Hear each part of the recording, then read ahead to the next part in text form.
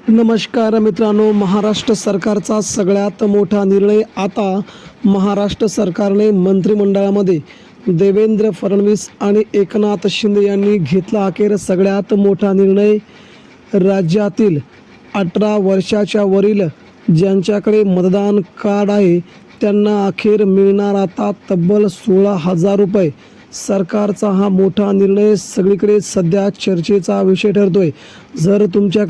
जर तुम्ही 18 वर्षाच्या पुढे असाल किंवा जर तुमच्याकडे कोणत्याही जिल्ह्याचं वोटिंग कार्ड असेल, मतदान कार्ड असेल, तर तुम्हाला आता तुमच्या बँक खात्यावरती थेट 16,000 रुपये देण्याचा क्रांतिकारी निर्णय सध्या सरकारने घेतला आहे। आता बघूया तो निर्णय नेमका कसा आहे, तो महाराष्ट्रातील कोणाकोणाला हा सर्वात मोठा विषय। सगळ्यात मोठी ही 16,000 रुपयांची लॉटरी लागणार आहे। नेमके पैसे कोणाला मिळणार, यातून कोण कोण होणार बाद, त्यासाठी तुम्हाला कोणता अर्ज भरावा लागणार, त्यासाठी तुम्हाला नेमकं काय करायचं आहे, कोणकोणती कागदपत्रे लागणार, कोणकोणत्या जिल्ह्यांसाठी ही सगळ्यात मोठी योजना सरकारने जाहीर केली असून त्याचे पैसे या 12 बँकेमध्ये येणार असल्याची महत्त्वाची अपडेट सरकारने दिली असून इतर बँक खाती जर असतील तर तुमचे त्या बँक खात्यामध्ये पैसे येणार नाहीत। त्यासाठी कोणकोणत्या बँक आहेत त्या बँकांची यादी देखील सरकारने सांगितली असून महाराष्ट्र सरकार अशा वेगवेगळ्या योजना आणण्यासाठी कायम तत्पर असतं आणि ही योजना आणल्यामुळे महाराष्ट्रात सरकारचा खूप मोठा निर्णय चर्चेत आला आहे।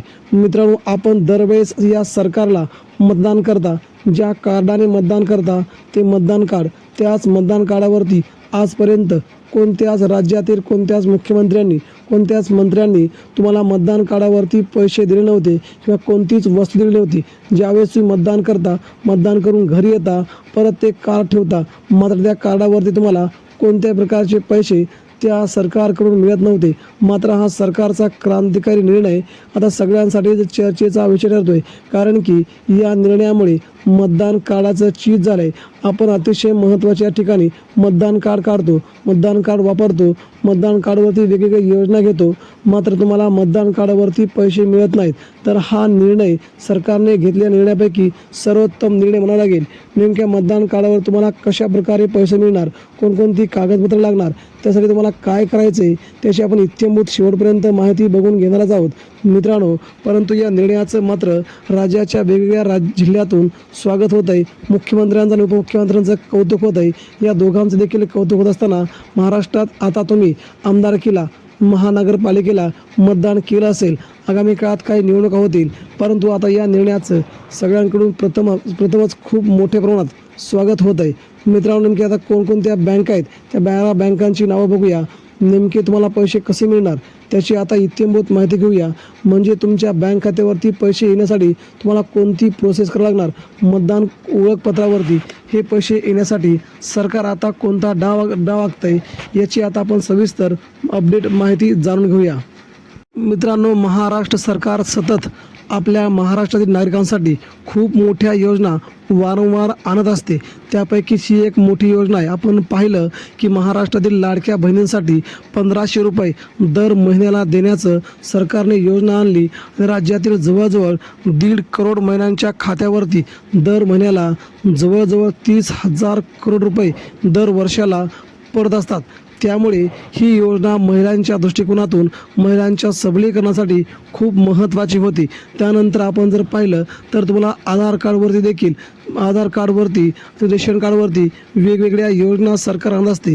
रेशन कार्डवरती तुम्हाला मोफत धान्य मिळतं, काही ठिकाणी मोफत पैसे देण्याचा देखील सरकारने क्रांतिकारी निर्णय घेतला आहे। त्याचवेळी आपण पाहिलं 60 वर्षावरील काही ज्येष्ठ नागरिकांना महिन्याला 3,000 रुपये देण्याचा केंद्र सरकारने निर्णय घेतला आहे। या संपूर्ण निर्णयाचं स्वागत महाराष्ट्रामध्ये शेतकरी बांधवांनी देखील केलं आहे।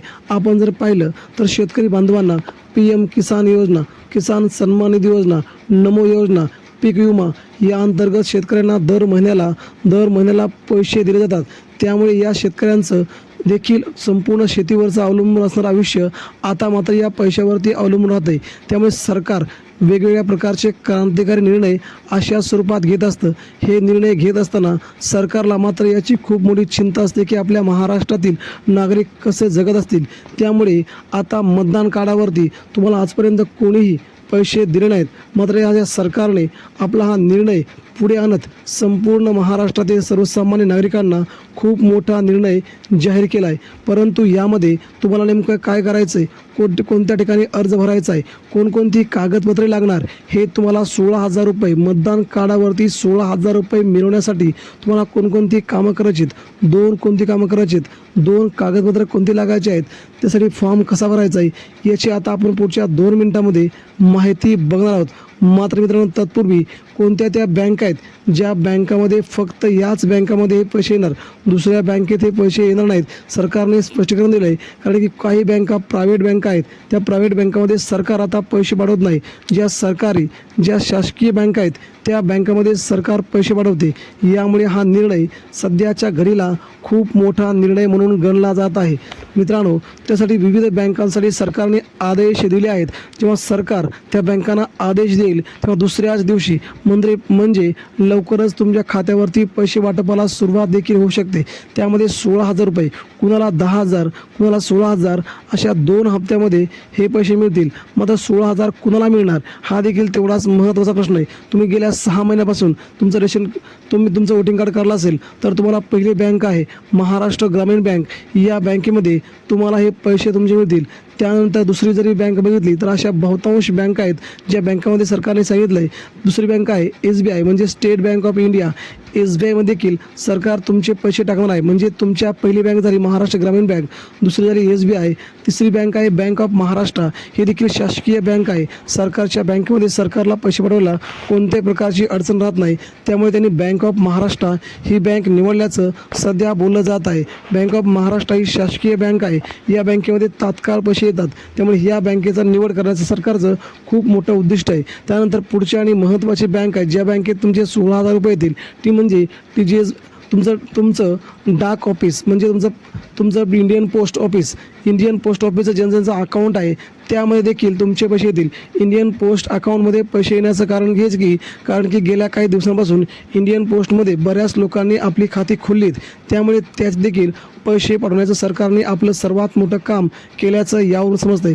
पुढची बँक येते TGSB बँक. TGSB बँकमध्ये देखील सरकार आता या दृष्टीनं तुमचे पैसे पाठवून आहे. नंतर पुढची बँक आहे bank of Baroda. Bank of Baroda देखील शासकीय बँक झाल्या असून या बँकेत देखील शेतकऱ्यांचे पैसे आता सरकार वारंवार पाठवत असते. यामुळे आता तुम्हाला मतदान कार्डावरती कुठेही जाण्याची गरज नाही. तुमचं आधार कार्ड, तुमचं रेशन कार्ड आणि तुमचं मतदान कार्ड या 2-3 कागदपत्रावरच तुम्हाला हे 16,000चा हप्ता तुमच्या घरी घर बसल्या जमा होणार आहे.